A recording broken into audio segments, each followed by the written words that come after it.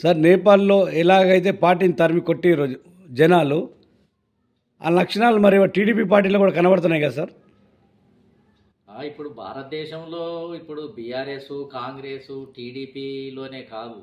అసలు చాలా ఈ భారతదేశంలో కుటుంబ పార్టీలన్నిటిలో కూడా ఈ డిక్టేటర్‌షిప్ ఉంటుంది, బంధుప్రీతి ఉంటుంది, అదేవిధంగా కరప్షన్ ఉంటుంది.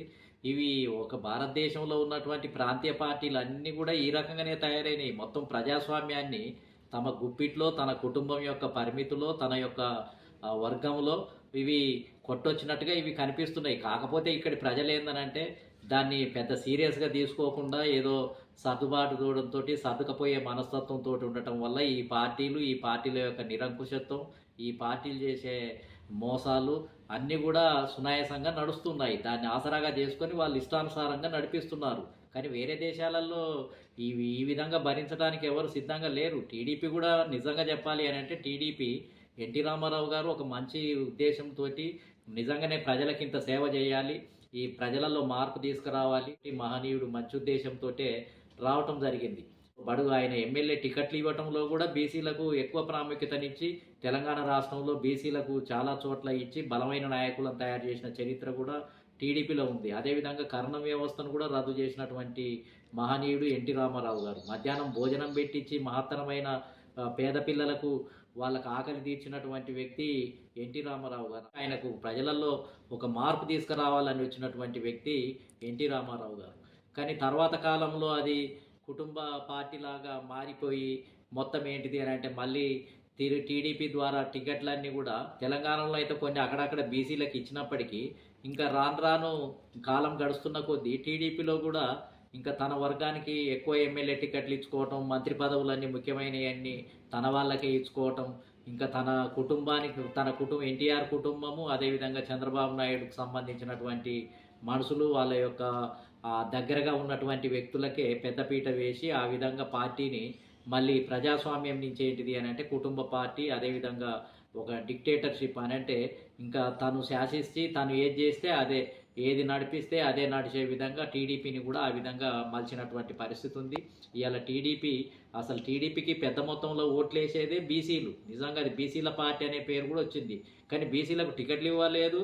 బీసీలకు ఏదో అక్కడోటి ఇక్కడోటి కొంత ఇచ్చినప్పటికి కూడా కాంగ్రెస్తో పోలిస్తే టీడీపీ కొంత బెటరే బీసీలకు ఇచ్చినప్పటికి కూడా. కానీ ఇవ్వాల్సినంత మోతాదులో జనాభాకు ప్రాతినిధ్యంగా, జనాభాకు తగ్గట్టుగా బీసీ కులాలకు అధికారాన్ని అందించలేకపోయింది. వాళ్ళని ఒక్కసారైనా ముఖ్యమంత్రి చేయాలి కదా. ఇప్పుడు కుటుంబ పార్టీ అని అంటే ఒకసారి చంద్రబాబు నాయుడు ముఖ్యమంత్రి, ఒకసారి చంద్రబాబు నాయుడు గారు పార్టీ అధ్యక్షుడిగా ఉండి ఒక బీసీని ముఖ్యమంత్రి చేస్తే చరిత్రలో నిలబడిపోతుండే కదా. కానీ ఎస్సీలను ముఖ్యమంత్రి చేయడానికి ఇష్టం లేదు, ఎస్టీలను చేయడానికి ఇష్టం లేదు, మహిళలను చేయడానికి ఇష్టం లేదు.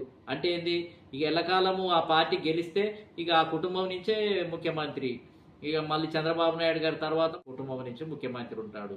కానీ దానివల్ల ఏం ఉపయోగం ఉంది అంటే డెమోక్రసీ లేనట్లే కదా, ప్రజాస్వామ్యం లేనట్టే కదా, ప్రజలందరికీ ప్రాతినిధ్యం లేనట్టే కదా. అసలు ఎంబీసీ కులాలు ఎక్కడున్నాయి, భిక్షాటన కులాలు ఎక్కడున్నాయి, ముస్లిం సమాజం ఎక్కడ ఉంది, మహిళలకు ఎక్కడ ఉంది, ఇవన్నీ వదిలేశారు. 70% కులాలకు ప్రాతినిధ్యం లేకుండా ప్రభుత్వాన్ని నడిపిస్తున్నారు.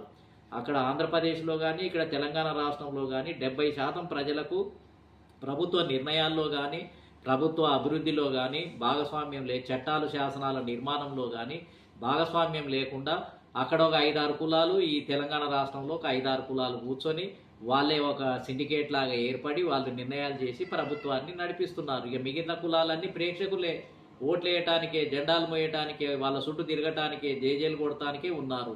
అంటే ఇది ఎంత రాజుల పరిపాలనే కదా. పేరే ప్రజాస్వామ్యం కొత్త తరహాలో ఉంది కానీ ఇది ఒక రకంగా రాచరికమే. రాజుల కాలంలో కూడా తన కుటుంబ సభ్యులు, సైన్యాధ్యక్షుడు వాళ్ళంతా కూర్చొని నిర్ణయాలు చేసి పరిపాలన చేసేది. ఇప్పుడు కూడా తనకు దగ్గరగా ఉన్న వాళ్ళతోటే నిర్ణయం. బీఆర్ఎస్లో కూడా అదే నిర్ణయం, టీడీపీలో కూడా అదే నిర్ణయం, కాంగ్రెస్ పార్టీలో కూడా అదే నిర్ణయం. కొంతమంది కూర్చొని నిర్ణయాలు చేయటం.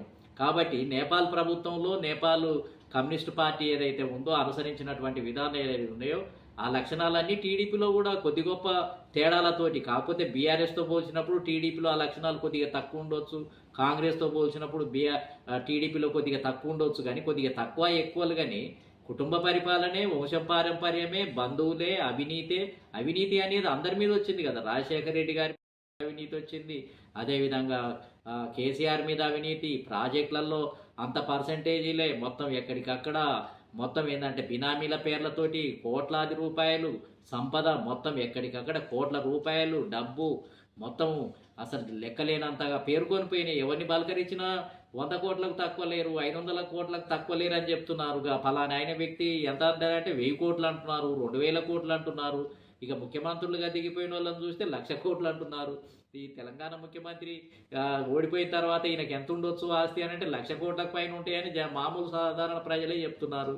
ఆంధ్రాలో దిగిపోయిన వ్యక్తులను గురించి పరిశీలిస్తే అక్కడ అందరికీ ఆయన చేతుల్లో ఒక 5-6 మీడియాలు, ఎలక్ట్రానిక్ మీడియా, ప్రింట్ మీడియా, ఎస్టేట్లు, గెస్ట్ హౌజులు, ఎక్కడ మొత్తం అంతే లేదు. మొత్తం సంపద అంతా కనపడుతుంది, ఎక్కడికక్కడ కనపడుతుంది. హైదరాబాదులో మొత్తం మొత్తం హైటెక్ సిటీ, లేకపోతే మాదాపూరు, ఎక్కడ చూసినా బిల్డింగులు దగదగలాడిపోతున్నాయి. మొత్తం ఇది అంత సంపదనే కదా. మరి వాళ్ళంతా అట్లా ఆ విధ సంపదతోటి వాళ్ళు ఎంజాయ్ చేస్తుంటే, విలాసవంతమైన జీవితాన్ని గడుపుతుంటే, పేదవాళ్ళు మురికి బస్తీలలో ఉన్న వాళ్ళకు కడుపు మండిపోదా మరి?